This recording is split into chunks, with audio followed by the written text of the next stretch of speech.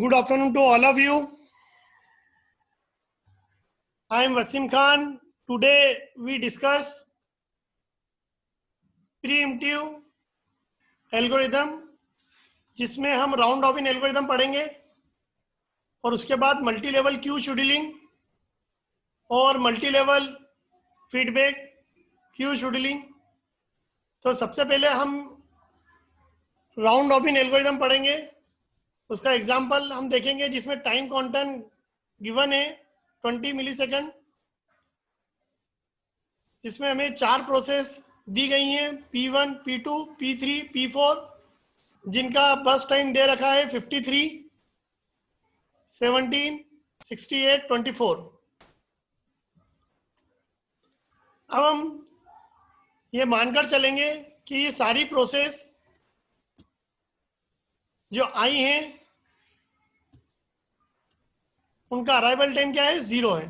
सभी प्रोसेस एक ही समय आई हैं, लेकिन उनका आने का जो सीक्वेंस है हम ये एज्यूम करके चल रहे हैं कि P1 सबसे पहले आई है, उसके बाद P2 आई है, then P3, after that P4। जैसा कि हमें गिवन है टाइम क्वांटम 20 मिलीसेकंड और जो प्रोसेस का अराइवल ऑर्डर है P1, P2, P3, P4, तो सबसे पहले P1 आई, उसका टाइम क्वांटम है 20 मिलीसेकंड। जैसे ही इसका टाइम क्वांटम खत्म होगा P2 CPU को कैप्चर कर लेगी। क्योंकि इसका जो बस टाइम है वो 17 मिलीसेकंड ही है, तो ये 21 से लेके 37 तक CPU को कैप्चर करके रखेगी, उसमें एग्जीक्यूट होगी। उसके बाद P3 आ जाएगी। P3 भी 20 मिलीसेकंड तक 38 से लेके 57 तक CPU में रन होगी। उसके बाद P4 CPU के पास आएगी, P3 सस्पेंड हो जाएगी, निकल जाएगी और P4 CPU के पास आ जाएगी। 58 मिलीसेकंड से 77 मिलीसेकंड तक P4 CPU में एग्जीक्यूट होगी। फिर जैसे 20 मिलीसेकंड का टाइम क्वांटम P4 का खत्म हो जाएगा, फिर वापस से जो P1 है वो आ जाएगी। फिर वो 78 मिलीसेकंड से 97 मिलीसेकंड तक 20 मिलीसेकंड तक CPU के पास रहेगी और एग्जीक्यूट होगी। जैसे ही P1 का time slice time quantum expire हो जाएगा, खत्म हो जाएगा, फिर P3 आ जाएगी 98 मिलीसेकंड से 117 मिलीसेकंड तक P3 रहेगी। फिर जैसे ही 20 मिलीसेकंड का जो टाइम क्वांटम है P3 का एक्सपायर हो जाएगा 117 पर, तो वो CPU को रिलीज कर देगी, छोड़ देगी। फिर P4 आएगी, फिर P4 चलेगी 118 से लेके 121 मिलीसेकंड तक। अब हमारे पास सिर्फ 2 प्रोसेस बची हैं, P1 और P3। अब P1 आएगी 20 मिलीसेकंड तक रहेगी, तो 122 से लेकर 134 पर ही P1 का टाइम स्लाइस एक्सपायर हो जाएगा, तो वो CPU को रिलीज कर देगी। उसके बाद P3 CPU के पास आएगी और रन होगी, एग्जीक्यूट होगी, और 135 से लेकर 154 टोटल 20 मिलीसेकंड तक CPU को रखेगी। और फिर कंटिन्यू, चूंकि अकेली प्रोसेस बची है तो CPU में रन होगी।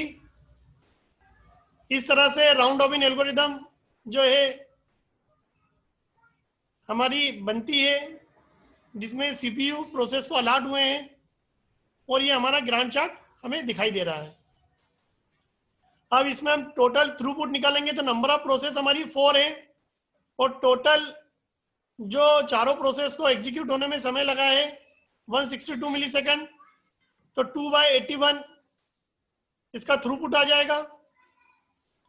टर्न अराउंड टाइम आ जाएगा P1 का, चूंकि P1 किस समय कंप्लीट हुई है 134 मिलीसेकंड पर, चूंकि चारों ही प्रोसेस 0 मिलीसेकंड पर आई हैं, तो 134 - 0 P2 का हम टाइम टर्न अराउंड टाइम निकालेंगे तो P2 का आएगा 37 माइनस 0, P3 का निकालेंगे तो P3 का आ जाएगा हमारा टर्न अराउंड टाइम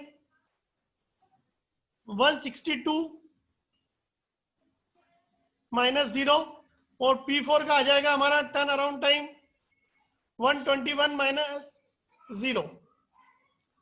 तो एवरेज टर्न अराउंड टाइम हम निकालेंगे 134 plus 37 plus 162 plus 121 divided by 4 is equal to 454 divided by 4 equal to 113.5 millisecond. Waiting time हम निकालेंगे, ये थोड़ा ध्यान से देखना है क्योंकि P1 को CPU मिला 0 मिली सेकेंड पर, तो शुरुआत में इसको वेट नहीं करना पड़ा, फिर 20 मिली सेकेंड तक ये CPU के पास रही, उसके बाद इसने CPU को रिलीज कर दिया, छोड़ दिया, फिर इसको CPU मिला 77 मिली सेकेंड। तो P1 का वेटिंग टाइम क्या आएगा 77 माइनस 20। ऐसे ही P2, फिर आगे और देखेंगे P1 आगे और चली है तो हम देखेंगे 77 से लेकर 97 तक CPU रहा, तो 97 पर इसने रिलीज कर दिया था और फिर इसको मिला था CPU 121 मिली सेकेंड पर P1 को, तो फिर से P1 को डबल वेट करना पड़ा था, तो 121 माइनस 97, तो ये P1 का वेटिंग टाइम आएगा। सिमिलरली P2 का निकालेंगे, P2 को CPU मिला 20 मिली सेकेंड पर, तो 20 माइनस 0 तो 20 मिली सेकेंड आ जाएगा। P3 का वेटिंग टाइम निकालेंगे हम, तो P3 को फर्स्ट CPU मिला था 37 मिली सेकेंड पर, फिर उसके बाद उसने 57 मिली सेकेंड पर CPU को रिलीज कर दिया था, उसको फिर नेक्स्ट टाइम CPU मिला 97 मिली सेकेंड पर, तो 97 माइनस 57। सिमिलरली 117 पर उसने रिलीज कर दिया था और उसको मिला था 134 पर, तो 134 माइनस 117, तो P3 का वेटिंग टाइम आ जाएगा 94। फिर अब P4 का निकालेंगे, P4 को शुरुआत में मिला था 57 पर, क्योंकि 0 मिली सेकेंड पर आई थी, तो 57 माइनस 0, फिर इसने 77 मिली सेकेंड पर CPU को रिलीज कर दिया था, उसके बाद इसको CPU मिला था 117 पर, तो 117 माइनस 77, तो टोटल इसका जो P4 का वेटिंग टाइम आएगा 97। फिर इन चारों को ऐड कर हम एवरेज वेटिंग टाइम निकालेंगे चारों प्रोसेस का, और डिवाइड कर देंगे उसको 4 से।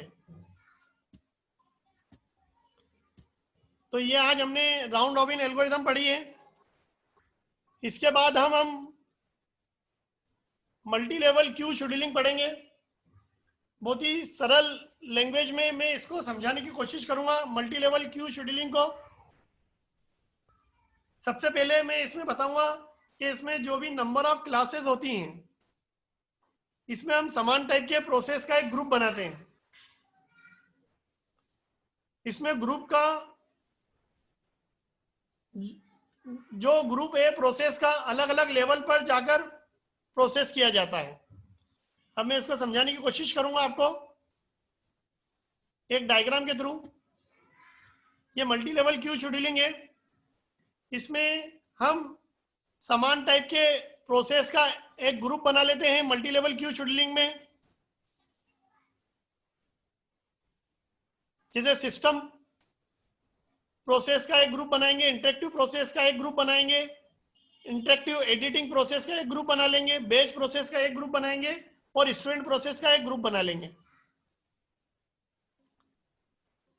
हमारे रेडी क्यू में अलग अलग टाइप की प्रोसेस होती हैं। जैसे हमें दिखाई दे रहा है सिस्टम प्रोसेस, इंटरेक्टिव प्रोसेस,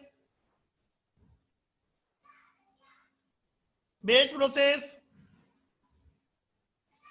और अलग अलग लेवल पर अलग अलग क्यू मेंटेन किए जा रहे हैं। अलग अलग लेवल पर अलग अलग क्यू मेंटेन किए जा रहे हैं। जैसे यहाँ पर 5 लेवल हैं तो 5 क्यू मेंटेन हो रहे हैं। किस लेवल का नंबर पहले आएगा ये डिसाइड किया जाता है 2 तरीके से, कि पहले स्टूडेंट प्रोसेस को एग्जीक्यूट कराना है, कि बैच प्रोसेस के लेवल को एग्जीक्यूट कराना है, कि इंटरेक्टिव एडिटिंग प्रोसेस के लेवल को एग्जीक्यूट कराना है, कि सिस्टम प्रोसेस के लेवल को एग्जीक्यूट कराना है। तो किस लेवल का नंबर या किस क्यू का नंबर पहले आएगा, ये डिसाइड करते हैं हम दो तरीके से। पहला है फिक्स्ड प्रायोरिटी प्रीएम्प्टिव शेड्यूलिंग, पहला है फिक्स्ड प्रायोरिटी प्रीएम्प्टिव शेड्यूलिंग, दूसरा है टाइम स्लाइस या टाइम शेयरिंग शेड्यूलिंग। जैसा कि टाइम स्लाइस और टाइम शेयरिंग में क्या होता है, इसमें हम डिसाइड कर सकते हैं कि किस लेवल को कितना टाइम देना है।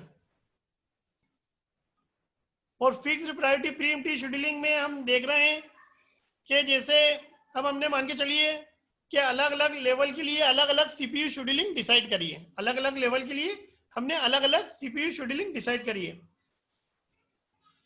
जैसे सिस्टम प्रोसेस के लिए हम मान के चलिए हमने first come first serve, interactive के लिए हमने round robin, batch process student process के लिए हमने shortest job first CPU scheduling decide करी है। पहला जो हमारा सिमिलर टाइप की प्रोसेस का ग्रुप है वो सिस्टम प्रोसेस का है, जिसको हमने हाईएस्ट प्रायोरिटी दी है, और सबसे लोएस्ट प्रायोरिटी किसको रखी है, स्टूडेंट प्रोसेस को। जो सिमिलर टाइप की स्टूडेंट की प्रोसेस है उनको हमने रखा है स्टूडेंट प्रोसेस में, इस क्यू पर, जिसकी लोएस्ट प्रायोरिटी है। सबसे ज्यादा सिस्टम प्रोसेस की प्रायोरिटी होती है, जैसा कि हमें दिख भी रहा है। तो सबसे पहले सिस्टम प्रोसेस एग्जीक्यूट होना स्टार्ट हो जाएंगी, सबसे पहले सिस्टम प्रोसेस एग्जीक्यूट होना स्टार्ट होंगी। उसके बाद इंटरेक्टिव प्रोसेस एग्जीक्यूट होंगी, उसके बाद बैच प्रोसेस एग्जीक्यूट होंगी, उसके बाद स्टूडेंट प्रोसेस एग्जीक्यूट होंगी। अब सपोज सीपीयू सिस्टम प्रोसेस से इंटरेक्टिव प्रोसेस पर आ गया है, लेकिन फिर से कोई सिस्टम प्रोसेस आती है, तो सीपीयू वापस सिस्टम प्रोसेस को एग्जीक्यूट करना स्टार्ट कर देगा, क्योंकि अभी हम किसकी बात कर रहे हैं, प्रीएम्प्टिव शेड्यूलिंग की। लेकिन इसमें यह समस्या आती थी, मल्टी लेवल क्यू शेड्यूलिंग में यह समस्या आती है कि लो प्रायोरिटी की जो प्रोसेस होती है उसको इनफाइनाइट टाइम तक, अनिश्चित काल तक हाई प्रायोरिटी की प्रोसेस का कंप्लीट एग्जीक्यूशन का इंतजार करना पड़ता है, जिसको बोलते हैं हम स्टारवेशन। ये एक प्रॉब्लम है, ये एक डिसएडवांटेज है मल्टी लेवल क्यू शेड्यूलिंग का। इसके लिए हम क्या लेकर आए, multi level feedback queue scheduling. Starvation की समस्या के सॉल्यूशन के लिए हम multi level feedback queue scheduling को पढ़ेंगे। Multi level feedback queue scheduling में फीडबैक के अकॉर्डिंग प्रायोरिटी चेंज हो जाएगी, फीडबैक के अकॉर्डिंग प्रायोरिटी चेंज हो जाएगी। सपोज टाइम शेयरिंग को अगर हम यूज करते हैं, जैसे मैंने बताया था कि किस लेवल का नंबर पहले आएगा, ये हम दो तरीके से डिसाइड कर सकते हैं, फिक्स्ड प्रायोरिटी प्रीएम्प्टिव शेड्यूलिंग, और दूसरा तरीका है टाइम स्लाइस, जिसको बोलते हैं टाइम शेयरिंग शेड्यूलिंग, जिसमें हम टाइम स्लाइस बनाते हैं हर प्रोसेस का, या हर प्रोसेस क्यू का टाइम स्लाइस बनाएंगे कि 5 मिलीसेकंड तक सिस्टम प्रोसेस रहेगी, 10 मिलीसेकंड तक सीपीयू के पास इंटरेक्टिव प्रोसेस रहेंगी, फिर 5 मिलीसेकंड तक बैच प्रोसेस रहेंगी, फिर 5 मिलीसेकंड तक स्टूडेंट प्रोसेस रहेंगी। सपोज टाइम शेयरिंग को जब हम यूज करते हैं और प्रोसेसेस पर्टिकुलर टाइम स्लाइस में एग्जीक्यूट नहीं होती हैं, तो सीपीयू उन्हें लो प्रायोरिटी में रख देता है और नई प्रोसेस को एग्जीक्यूट करना स्टार्ट कर देता है। इस तरह से प्रोसेस की प्रायोरिटी चेंज होती है और ये कॉम्प्लेक्स भी होती है, क्योंकि इसमें प्रोसेस जो है हमारी डिफरेंट क्यू के बीच में माइग्रेट होती है, गुजरती है, बीच डिफरेंट क्यू पर माइग्रेट होती है। तो इसका एडवांटेज तो ये है कि इसने स्टारवेशन की समस्या को दूर कर दिया, किसने? Multi level feedback queue scheduling ने। लेकिन ये कॉम्प्लेक्स होती है क्योंकि इसमें जो हमारी प्रोसेस है डिफरेंट लेवल से होकर गुजरती हैं, डिफरेंट क्यू से होकर गुजरती हैं। तो आज मैं अगर पूरे लेक्चर को समराइज करूं तो हमने राउंड रॉबिन का एक एग्जांपल पढ़ा, उसके बाद हमने मल्टी लेवल क्यू शेड्यूलिंग पढ़ी, उसके बाद हमने मल्टी लेवल क्यू शेड्यूलिंग में जो स्टारवेशन की समस्या आती है उसको कैसे multi level feedback queue scheduling दूर करती है उसको हमने पढ़ा। तो आज का जो लेक्चर है मैं यहीं समाप्त करूंगा। Thank you very much.